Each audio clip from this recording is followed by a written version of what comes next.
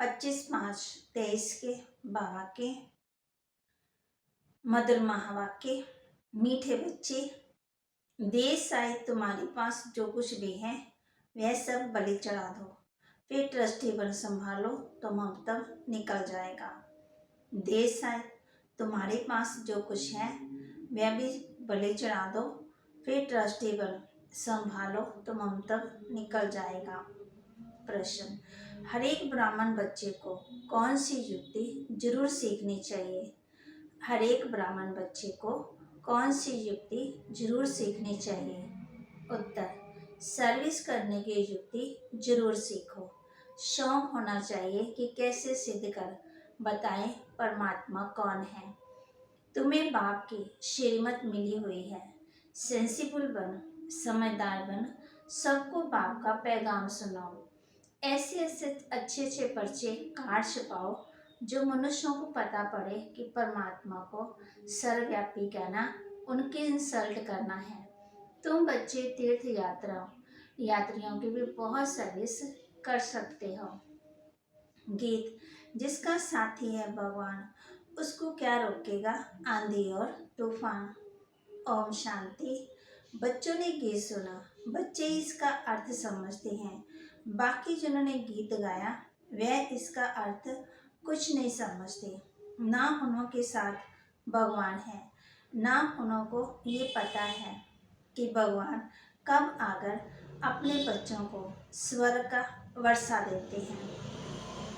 बाप ने ही आकर के बच्चों को सम्मुख में अपना परिचय दिया है। वही बाप अब सम्मुख बैठे हैं और तुम सुनते हो। तुम ही तूफानों को समझते हो। वो लोग तो नेचुरल कैमिटीज आदि को तूफान समझ लेते हैं। बरसात आई, भूचाल आ गया, ये तो 5 विकार रूपी माया के तूफान आते हैं। पुरुषार्थ में माया बहुत विघ्न डालती है, परंतु उसकी परवाह नहीं करनी चाहिए। से बाबा को अच्छी रीति याद करने से ही तूफान उड़ जाते हैं। बादशाह का बच्चा होगा, उनको ये निश्चय होगा कि हमारा बाबा बादशाह है, इस बादशाही का मैं मालिक हूँ। नशा रहता है। तुम बच्चों में भी कोई कोई को ऐसा पक्का निश्चय है और बाप को अपना बनाया है। अपना बनाना कोई मासी का घर नहीं। बहुत बच्चे इन बातों को समझते नहीं हैं, इसलिए माया के तूफान हैरान करते हैं, फिर बाप को छोड़ देते हैं। दुनिया में भगवान को यथार्थ कोई नहीं जानते हैं। तुम बच्चे असल में शिवालय में रहने वाले थे, अब वैशाल्य हैं। इस समय मनुष्य बंदर से भी बदतर बन गए हैं, मानव विकार आ गए हैं। मनुष्य का क्रोध बंदर से भी तीखा है। मनुष्य होते भी ऐसा काम करते तो उनको बंदर से भी बदतर कहा जाता है। भारतवासियों का सबसे बड़ा दुश्मन कौन है? जिसने उनको बंदर से भी बदतर बनाया, ये कोई नहीं जानते। बाप कहते, तुम दिल रूपी दर्पण में अपनी शक्ल देखो। तुम पहले क्या थे, अब बाप तुमको लायक बनाते हैं, परंतु जो श्रीमत पर नहीं चलते तो माया उनको नालायक बना देती है। बाप श्रीमत देते हैं, देश आए जो कुछ भी तुम्हारे पास है वह सब बलि चढ़ो, परंतु तुमको ट्रस्टी बना देते हैं, तुम्हारा ममता मिटा देते हैं। तुम अबलाओं के लिए बहुत सहज हैं। गरीब का बालक अगर शाहूकार की गोद में जाता है, जैसे राजस्थान की तरफ राजाओं को अपने बच्चे नहीं होते तो वो गोद में लेते हैं, तो वो कितना खुश होते कि हम इतनी प्रॉपर्टी के मालिक हैं। बड़े आदमियों के बच्चे को भी बहुत नशा रहता है कि हम करोड़पति के बच्चे हैं। इस ज्ञान का तो उनको पता ही नहीं है। तुम जानते हो इस ज्ञान में कितना भारी नशा रहता है। श्रीमत पर चलने से श्रेष्ठ बनेंगे, नहीं चलने से नहीं बनेंगे। भगवान कहते तुमको कोई किस्म की परवाह नहीं करनी है। रात दिन तुमको नशा रहना चाहिए कि हमको बाबा 21 जन्मों के लिए राजाई का वर्षा देते हैं, हम बाबा की संतान बने हैं। वास्तव में सब शिव बाबा की संतान हैं, परंतु अब शिव बाबा आकर के प्रैक्टिकल में अपना बच्चा बनाते हैं। अभी तुम सम्मुख बैठे हो, जानते हो शिव बाबा हमको अपना बनाकर स्वर्ग के लायक बनाने के लिए मत देते हैं कि बच्चे किसके नाम रूप में नहीं फंसना है। एक शिव बाबा का नाम रूप ही बुद्धि में रखना है। उनका नाम रूप ही मनुष्यों से न्यारा है। बाप कहते तुम हमारे थे, निर्वाण धाम में रहने वाले थे। क्या तुम भूल गए हो कि हम आत्मा, परम धाम, शांति धाम अथवा निर्वाण धाम के रहने वाले। बाबा का नाम रूप ही बुद्धि में रखना है। उनका नाम रूप ही मनुष्यों से न्यारा है। बाप कहते हैं तुम हमारे थे, निर्वाण धाम में रहने वाले थे। क्या तुम भूल गए हो कि हम आत्मा, परम धाम, शांति धाम अथवा निर्वाण धाम के रहने वाले हैं। हमारा सधर्म है शांति। ये शरीर आग्रह से कर्म करने के लिए, नहीं तो पाठ कैसे बजाएंगे। हम आत्मा निराकारी दुनिया के रहवासी हैं। ये बिल्कुल नहीं जानते। ये सब बातें मनुष्य जानेंगे, जानवर थोड़ी जानेंगे। परमात्मा को सर्वव्यापी कह दिया तो खुद को भी भूल गए कि हम आत्मा हैं। कहते हैं क्राइस्ट को, इब्राहिम को परमपिता परमात्मा ने भेजा तो जरूर कोई बाप है भेजने वाला। ये तो तुम जानते हो कि ड्रामा अनुसार हर एक आता रहता है। भेजने करने का सवाल ही नहीं उठता है। इस समय मनुष्य अज्ञान अंधेरे में है, न बाप को, न अपने को, न रचना को जानते हैं। मैं आत्मा हूँ, ये शरीर अलग है। हम आत्मा वहाँ के आए हैं। ये सब बातें बाबा की याद दिलाते हैं और बाप कहते सभी को याद दिलाओ। तुम्हारा निमंत्रण बहुत अच्छा छपा हुआ है। शिव का चित्र भी है। ये बाबा, ये लक्ष्मी नारायण है वर्षा लिखा हुआ है। परमपिता परमात्मा से आकर के लक्ष्मी नारायण जैसा बनने का वर्षा लो। तुम नर से नारायण बनने के स्टूडेंट हो। वे शाहूकार आदि के बच्चे पढ़ते होंगे तो कितना खुश होते होंगे, परंतु हमारे आगे तो वह कुछ भी नहीं है। अलग काल के लिए, सुख के लिए मेहनत करते हैं। तुम बच्चे सदा सुख पाते हो, ये भी तुम ही कह सकते हो। कहाँ भी जाओ हाथ में निमंत्रण हो, बोलो ये सभी आत्मा का बाप स्वर्ग का रचयिता है। उनसे स्वर्ग वर्षा मिलता, स्वर्ग का माना सुख का। बाबा बच्चों को बता रहे हैं एरोप्लेन में जा रहे हो, अखबार में भी डाल सकते हो, बड़े बड़े को निमंत्रण भी दो। ये एरोप्लेन विनाश के लिए है तो तुम्हारी सर्विस के लिए भी है। ये काम गरीब तो कर ना सके, परंतु बाप है गरीब निवास। गरीब ही वर्षा पाते हैं। शाहूकार तो बाबा कहते मोह ममता में और व्यापार में फंसे हुए हैं।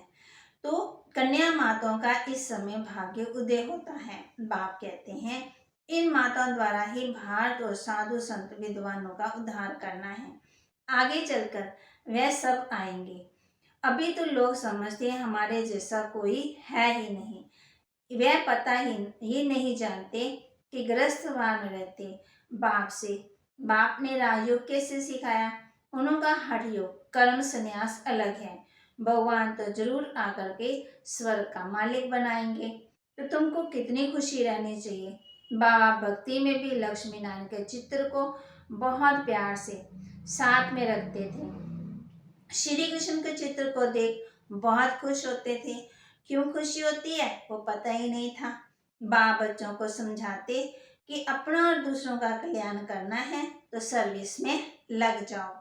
एम ऑब्जेक्ट बहुत क्लियर है। बाप हम बच्चों को समझाते सबको निमंत्रण देना है। बेहद के बाप से स्वर्ग का वर्षा जरूर मिलना है। जहाँ लोग जाते हैं वहाँ ये पर्चे जरूर फेंकने चाहिए। कोई कुछ कह नहीं सकता है।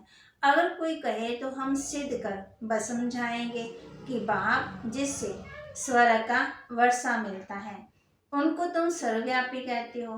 बाप कहते देखो ये मेरी इंसल्ट है। मैं स्वर्ग का मालिक बनाता हूँ, मुझे ठिक्कर बित्तर में डाल दिया। अब तुम्हें शिरमत मिलती है कि ये पर्चे खूब बांटो। अमरनाथ की यात्रा पर झुंड जाता है, वहां जाकर बांटो। इसमें लिखा हुआ है यज्ञ तप तीर्थ आदि से मैं नहीं मिलता हूँ। परंतु समझाने वाला बहुत समझदार चाहिए। समझाना चाहिए कि वह गॉड फादर है। सिर्फ भगवान ईश्वर परमात्मा कहने से पिता अक्षर नहीं आता है। गॉड फादर कहने से पिता अक्षर आता है। हम सभी एक फादर के बच्चे ठहरे। परमात्मा सर्वव्यापी हो तो क्या परमात्मा पतित हो गया? वह तो ऊंचे से ऊंचा है। उनका यादगार मंदिर भी है। तो बच्चों को युक्ति से सर्विस करने का शौक चाहिए। यात्रा पर जाकर बहुत सर्विस कर सकते हो। वह है जिस्मानी यात्रा, तुम हो रूहानी यात्री। समझाना चाहिए तुम कहाँ जाते हो। शंकर पार्वती तो सुख समंदर में रहते हैं, यहाँ वह कहाँ से आए? ये सब है बाप कहते हैं भक्ति मार्ग। तो ऐसे तुम बहुत सर्विस कर सकते हो। भक्त बेचारे बहुत धक्के खाते रहते हैं, तो उन पर तरस पड़ता है।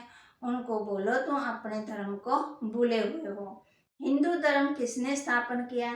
सर्विस तो बहुत है। बच्चों को खड़ा होना चाहिए। बाप आया है स्वर्ग का वर्षा देने। फिर माया नाक से पकड़ एकदम मुंह फिरा देती है। इसलिए माया से बहुत खबरदार रहना है। अभी तुम बच्चे बाप दादा के सम्मुख बैठे हो। दुनिया को थोड़ी मालूम है कि बाप सम्मुख आए हैं। सब आत्मा की ज्योति बुझी हुई है, एकदम बुझ नहीं जाती, थोड़ी लाइट रहती है। फिर बाबा आकर के ज्ञान दृत डालते हैं। जब कोई मरता है तो दीवा जगाते हैं। यहाँ योग से आत्मा की ज्योति जगाई जाती है। ज्ञान की धारणा करते रहते हैं। भारत का प्राचीन राजयोग मशहूर है। वह निवृत्ति मार्ग वाले तो अनेक प्रकार के हठ योग सिखलाते हैं। फायदा कुछ भी नहीं है, नीचे गिरते रहते हैं। सिवाय योगेश्वर के कोई योग सिखला न सके। योग सिखाने वाला ईश्वर वह निराकार है। बाप कहते हैं तुमको अब योग सिखा रहा हूँ। अब तुम्हारा 84 का जन्म पूरा हुआ। कोई के 84 जन्म, कोई के 60, कोई के 2 भी हैं। तुम बच्चों को खूब सर्विस करनी है। भारतीय हेवन था, गॉड गॉडेस का राज्य था। ये बातें तुम्हारे सिवाय कोई समझा ना सके। गाली तुमको खानी पड़ती है। बाबा गाली खाएंगे तो क्या बच्चे नहीं खाएंगे? ये भी ड्रामा में नोंद है। फिर भी ऐसे ही होगा। अभी तुम बच्चों को पार्स बुद्धि बनाता हूँ। ऐसे बाप को बहुत याद करना चाहिए जो विश्व का मालिक बनाते हैं। कहते हैं बच्चे जीते रहो, स्वर्ग का राज्य लो। ऐसे मीठे मीठे बाप को तुम याद नहीं कर सकते हो। याद से भी कर्म ही नाश होंगे। रहा हुआ पापों का खाता यहाँ चुप्त करना है। अगर योग नहीं लगाएंगे तो सजा खानी पड़ेगी। उस समय बाबा शास्त्रकार भी कराते हैं। तुम हमारे बनकर फिर फारगती दे तुम टेटर बन गए।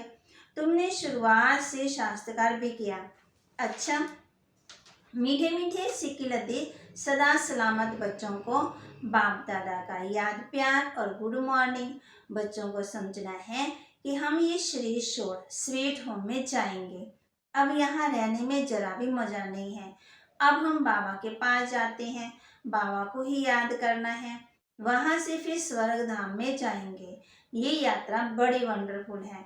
इसमें माया बहुत विघन डालती है। अच्छा, मीठे मीठे सिकिलते बच्चों प्रति माता पिता बाप दादा का याद प्यार और गुड मॉर्निंग। रूहानी बाप के रूहानी बच्चों को नमस्ते। रूहानी बच्चों की रूहानी बाप दादा को नमस्ते। धारणा के लिए एक शिव बाबा का नाम रूप बुद्धि में रखना है और किसी के नाम रूप में नहीं फंसना है। माया के तूफानों की परवाह नहीं करनी है। मेरा तो एक शिव बाबा, दूसरा ना कोई। इस विधि से तूफान हटा देने हैं। वरदान, सदा यथार्थ श्रेष्ठ कर्म द्वारा सफलता का फल प्राप्त करने वाले ज्ञानी योगी तू आत्मा भव। सदा यथार्थ श्रेष्ठ कर्म द्वारा सफलता का फल प्राप्त करने वाले ज्ञानी योगी आत्मा भव। जो ज्ञानी और योगी तो आत्मा है, उनके हर कर्म स्वतः ही युक्ति युक्त होते हैं। युक्ति युक्त अर्थात सदा यथार्थ श्रेष्ठ कर्म। कोई भी कर्म रूपी बीज फल के सिवाय नहीं होता है। जो युक्ति युक्त होगा वह जिस समय जो संकल्प वाणी व कर्म चाहे वह कर सकता है। तो उनके संकल्प भी युक्ति युक्त होंगे। ऐसे नहीं कि ये करना नहीं चाहता था, हो गया, सोचना नहीं चाहिए था, सोच लिया। राजयुक्त योग युक्त की निशानी है ही युक्ति युक्त। स्लोगन, जिनकी दिल बड़ी है उनके भंडारे सदा भरपूर रहते हैं। जिनकी दिल बड़ी है उनके भंडारे सदा भरपूर रहते हैं। ओम